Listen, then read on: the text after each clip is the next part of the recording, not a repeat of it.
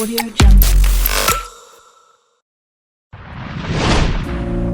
all night by myself, trying to think of ways to you. Your voice stuck in my brain, we never got to see it through.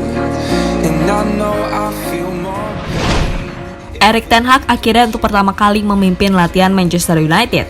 Dan tak tanggung-tanggung, pelatih asal Belanda itu langsung melakukan gebrakan besar di skuad Setan Merah. Terutama dalam masa latihan, di mana Ten Hag mewajibkan setiap penjaga gawang untuk melakukan latihan bersama pemain lain yang berbeda posisi. Tentu sebuah terobosan baru, mengingat manajer Manchester United sebelumnya jarang melakukannya. Lantas alasan apa yang membuat Ten Hag mewajibkan setiap penjaga gawang untuk ikut latihan bersama dengan pemain lain? Berikut ini adalah jawaban selengkapnya. I just don't know.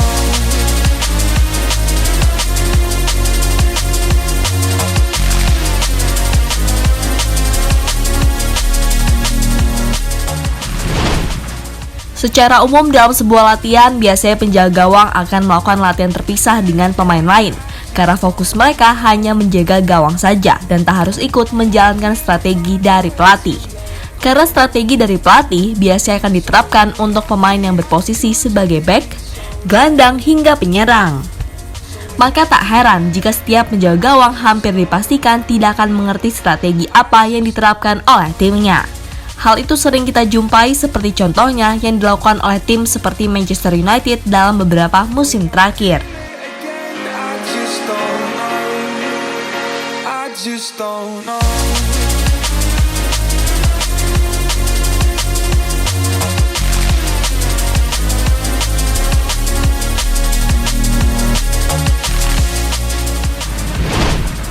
Tapi tunggu, untuk musim depan tampaknya Manchester United tidak akan menerapkan sistem itu lagi, karena sistem tersebut dianggap kuno dan terlalu usang.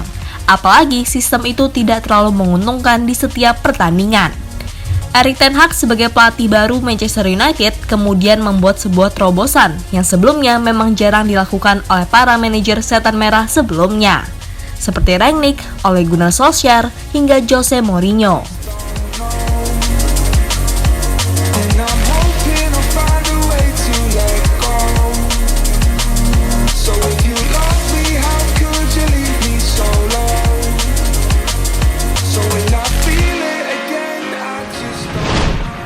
Ya, terobosan itu tak lain dan tak bukan adalah mewajibkan setiap penjaga gawang untuk ikut bermain di sistem permainan.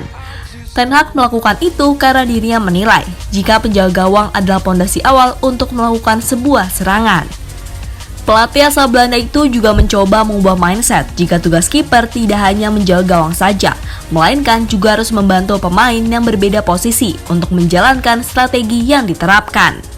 Dan perubahan itu sudah dilakukan oleh Ten Hag saat dirinya untuk pertama kali memimpin latihan Manchester United di Carrington, di mana dalam beberapa momen, penjaga gawang United terlihat ikut latihan bersama dengan outfield player.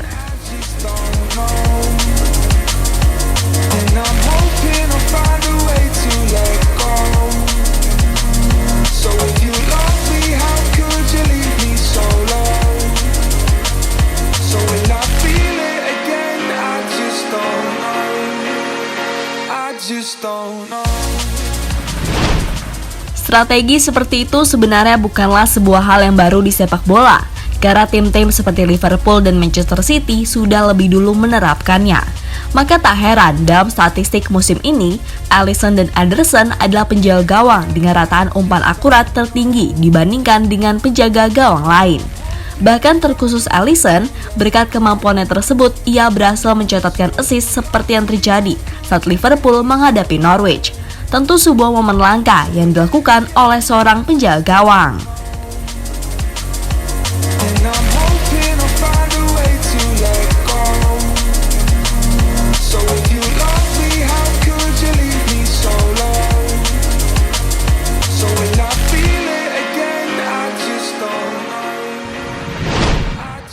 Di sisi lain, hal seperti ini sebenarnya pernah disinggung oleh Pep Guardiola.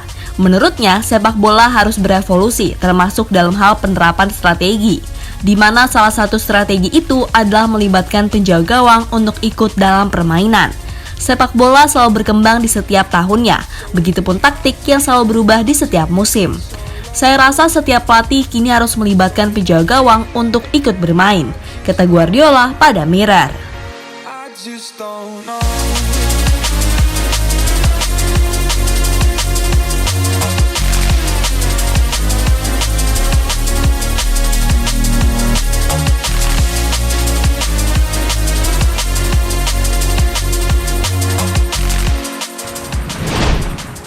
Jika strategi itu benar-benar digunakan Erik ten Hag musim depan, maka David De Gea sebagai kiper utama harus bekerja ekstra keras lagi.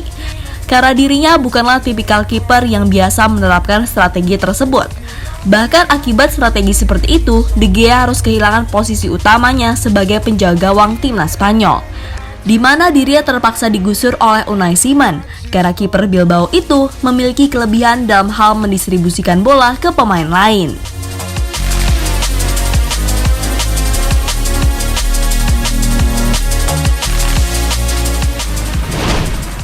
Jadi itulah terobosan baru yang dilakukan oleh Erik ten Hag dalam latihan perdananya memimpin skuad Manchester United. So when I feel it again, I just don't know. I just don't know.